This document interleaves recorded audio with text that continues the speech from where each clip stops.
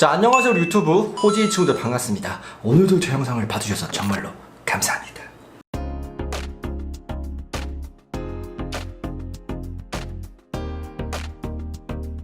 자, 호진이 친구들, 오늘은 어떤 시간? 바로 SCP, 여러분들이 좋아하는 SCP 소개해주는 시간입니다. 과연 오늘은 어떤 SCP가 기다릴까요? 굉장히 기대가 되시나요? 그렇다면 뭘 해야 한다? 좋아요와 구독 한 번씩 부탁드리고요. 바로 시작하도록 하겠습니다. 자, 호진이 친구들, 첫 번째 SCP는 과연 어떤 친구일까요? 바로 소개시켜드리도록 하겠습니다. 6, 5, 0 입니다. SCP-650. 이 친구 카스 온라인에서 제가 진행하면서 나왔던 친구인데요, 제가 한 번도 소개시켜드린 적은 없어요. 과연 어떤 친구인지 바로 한번 설명해 드리겠습니다. 1년 번호 SCP-650, 등급 유클리드, 높이 167cm의 양식화된 흑색의 인간 조각상이다. 쳐다보는 동안 조각상의 평상시 자세는 하늘을 올려다보는 것 마냥 위쪽을 향해 고개를 치켜 올린 포즈를 하고 있다. 조각상의 구성 요소는 현재 밝혀지지 않았으며 재료 분석에선 불확실하고 상반되는 결과가 산출되었다. 조각상이 관찰되지 않을 경우 대상은 즉시 격리 지점 내에 있는 사람의 등 뒤로 스스로 이동하여 위협적인 자세를 취한다. 이러한 재배치 과정 동안 아무런 소음도 나지 않기에 명확한 이동 원리는 아직 알 수 없다. 그렇지만 해당 SCP가 아직 그 어떤 능동적 공격성이나 적의 징후도 보이지 않았다는 것에 주목해야 한다. 시야를 가렸다 확보시키는 시간을 다양하게 하여 수차례 실험한 결과를 바탕으로 보아 대상의 목표는 공격을 하는 것이 아닌 단순히 깜짝 놀래키는 정도로 추정된다.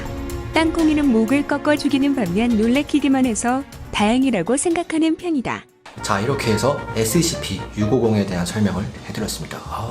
굉장히 섬뜩해요. 자, 그리고 두 번째 SCP는 과연 어떤 친구인지 바로 보여드리도록 하죠. 바로 SCP-087. 제가 왜 이렇게 한지 아세요? 이 친구 계단이거든요. 과연 어떤 무시무시한 친구인지 또 바로 설명해 드리도록 하겠습니다. 1년 번호 SCP-087, 등급 유클리드.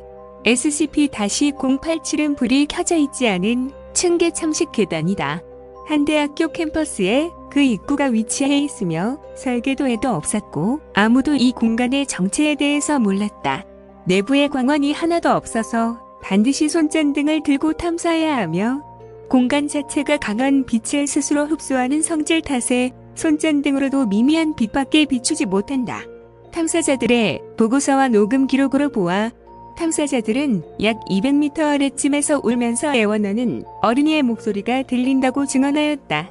하지만 계속 내려가도 소리의 음원에는 전혀 가까워지지 않는다. SCP-087의 깊은 곳에는 정체불명의 존재가 있는데 이 존재를 SCP-087-1이라고 칭한다.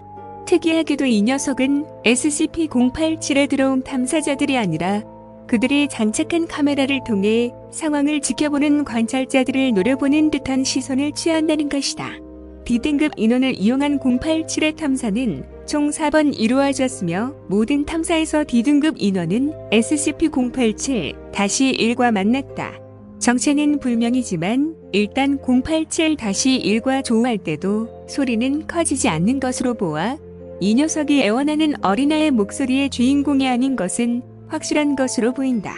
이 중 네 번째 탐사는 이전까지의 탐사들 중에서 가장 아래쪽으로 깊게 들어갔으며 이 깊이는 해당 건물의 구조나 지질 환경상 절대 불가능한 깊이였다고 한다.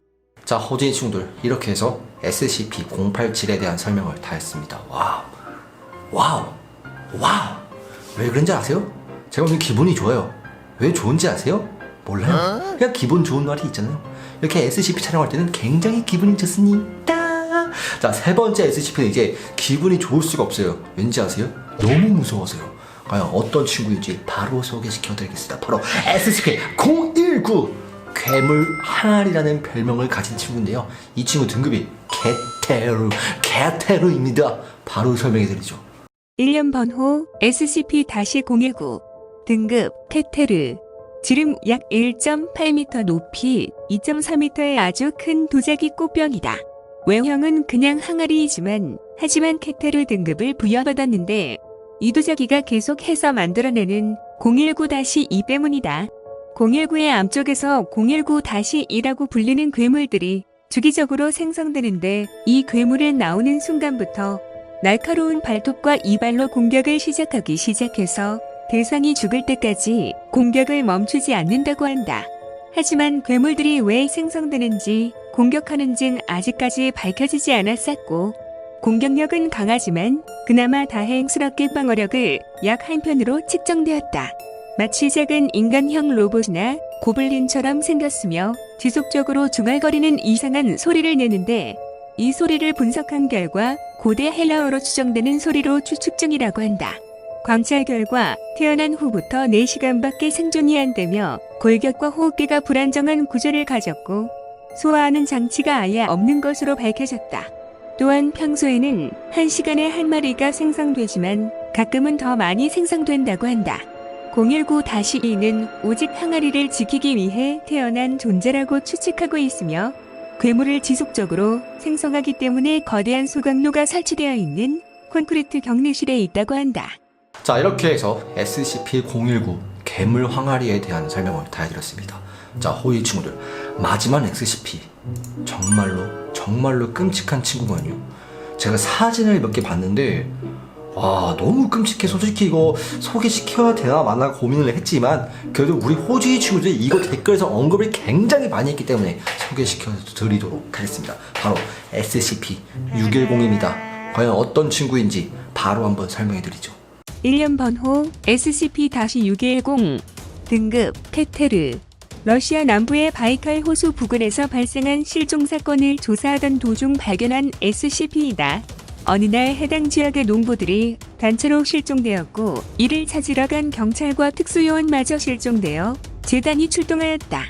재단은 조사 과정에서 충격적인 생명체들을 발견하게 된다. 전염성을 가진 SCP로 610에 전염된 사람은 기괴한 괴물로 변해버리는 바이러스를 가지고 있다. 610 바이러스에 감염된 사람은 처음엔 발진이나 가려움 등 피부 질환을 호소하다 시간이 갈수록 가려움은 점점 심해지고 그렇게 3시간쯤 지나면 가슴과 팔에 심한 흉터와 상처가 생기기 시작하며 이 상처들은 1시간도 안 돼서 온몸에 퍼져버린다고 한다.